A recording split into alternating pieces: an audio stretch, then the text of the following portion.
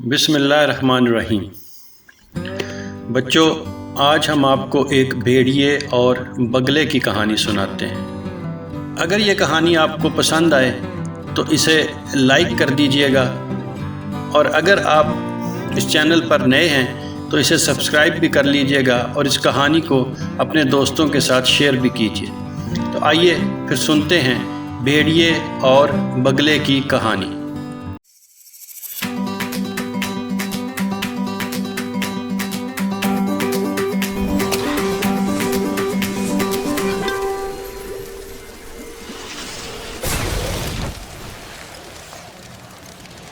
एक दिन एक भूखे भेड़िए को एक बड़ा सा जानवर मरा हुआ मिला। वो सोचने लगा कि आज तो खूब दावत उड़ाऊंगा और पेट भर कर खाना खाऊंगा। ये सोचकर वो जल्दी जल्दी खाने लगा। भेड़िया भूखा था, इसलिए उसने इतनी तेज़ी से खाया कि एक हड्डी उसके गले में फंस गई। भेड़िया परेशान हो गया और उसने इस हड्डी को गले से निकालने की बहुत कोशिश की, लेकिन नाकाम रहा। लालची भेड़िए ने हड्डी को निगलने की कोशिश भी की, लेकिन कामयाब नहीं हुआ। तंग आकर वो एक बगले के पास गया जो एक नदी के किनारे रहता था।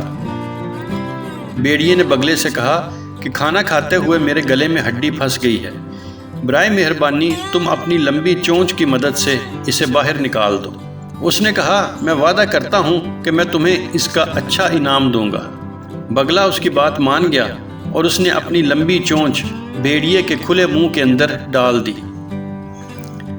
चूंकि बगले की गर्दन लंबी थी, इसलिए उसकी चोंच गले में फंसी हड्डी तक पहुंच गई और उसने खींचकर हड्डी बाहर निकाल दी।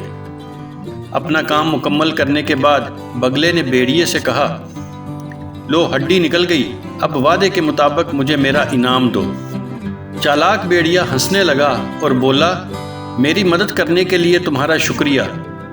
क्या ये तुम्हारा इनाम नहीं है कि तुम्हारा सर मेरे मुंह में जाकर वापस आ गया है? मैं चाहता तो तुम्हारे सर को भी चबा सकता था। बगला बेचारा खामोश हो गया। तो बच्चों, इस कहानी से हमें ये सबक मिलता है कि कभी भी किसी जालिम आदमी के वादे का यकीन नहीं करना चाहिए। तो बच्चों, यकीनन ये कहानी आपको पसंद आई होगी। अगर आप इसी तरह की और दिलचस्प और मज़ेदार कहानियाँ सुनना चाहते हैं तो इस चैनल को सब्सक्राइब कर दीजिए, इसे लाइक कीजिए और अपने दोस्तों के साथ शेयर भी कीजिए।